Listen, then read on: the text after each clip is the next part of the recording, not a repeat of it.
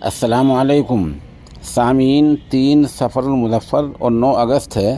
ख़बर का उन्वान है हिजाब बैन मामले पर सुप्रीम कोर्ट की सख्त फटकार। मामला महाराष्ट्र के मुंबई इलाके का है, जहां एक प्राइवेट कॉलेज ने तालिबात को पढ़ने वाली मुस्लिम बच्चियों को हिजाब लगाकर आने पर पाबंदी लगा दी थी।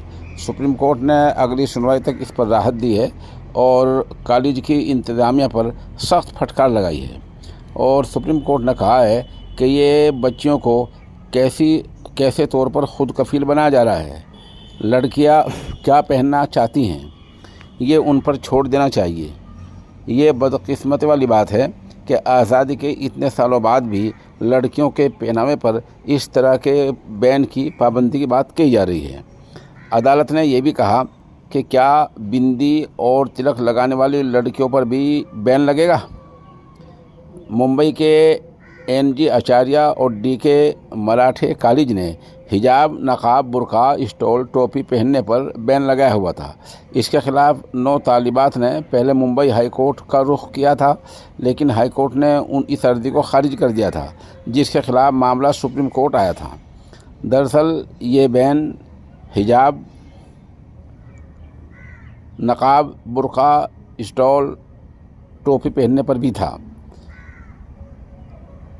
फादिल जज DY चंद्रचूड़, फादिल जज JB पारदीवाला और फादिल जज मनोज मिश्रा की बेंच ने, इन 3 जजों की बेंच ने एक वकील की दलीलों पर गौर किया कि आज से इम्तिहानात शुरू हो रहे हैं और अक़लियती समाज की बच्चियों को ड्रेस कोड पर हिदायत की वजह से मुश्किलों का सामना करना पड़ रहा है।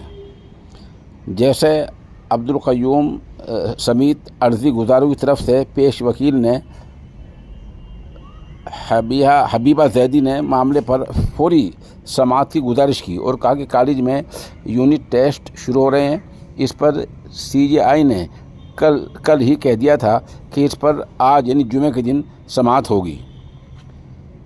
बहरहाल सुप्रीम कोर्ट ने सख्त फटकार लगाई है और अगली सुनवाई तक कॉलेज के आदेश पर पाबंदी लगा दी है और साफ साफ वादे अल्फाज में ये पूछा है कि क्या तिलक और बिंदी पर भी पाबंदी लगाओगे।